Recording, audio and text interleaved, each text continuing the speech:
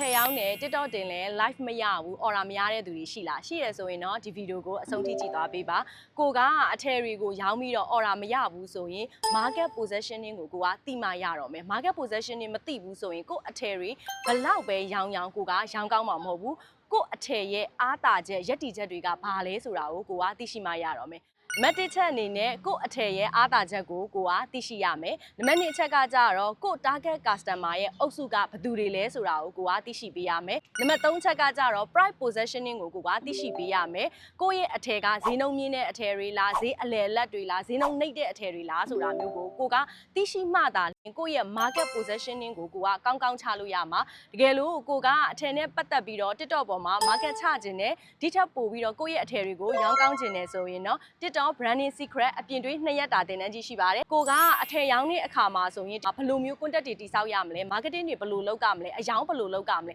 ဗီဒီယိုရိုက်တဲ့အခါမှာဆိုလဲကင်မရာထားပုံထားနေရအစားဘယ်လိုမျိုးလုပ်ကြမလဲဆိုတဲ့အသေးစိတ်အချက်လက်တွေကစားအများကြီးသင်ပေးသွားမယ်အပြင် TikTok ရဲ့စီမင်းစည်းကမ်းချက်တွေနောက်ထပ် update ဖြစ်လာတဲ့ TikTok live အကြောင်းတွေ boosting အကြောင်းတွေကအစားအများကြီးသင်ကြားပေးမယ်အပြင်တွေ2ရက်တာတင်တန်းပဲဖြစ်ပါတယ်တကယ်လို့ဒီ channel နဲ့အတူတူအပြင်တွေမှာစာတွေလက်တွေသင်ကြားခြင်းနဲ့ဆိုရင်တော့အမြန်ဆုံးလာပြီးတော့စုံလို့ရပါပြီကျေးဇူးတင်ပါတယ် Coach Eva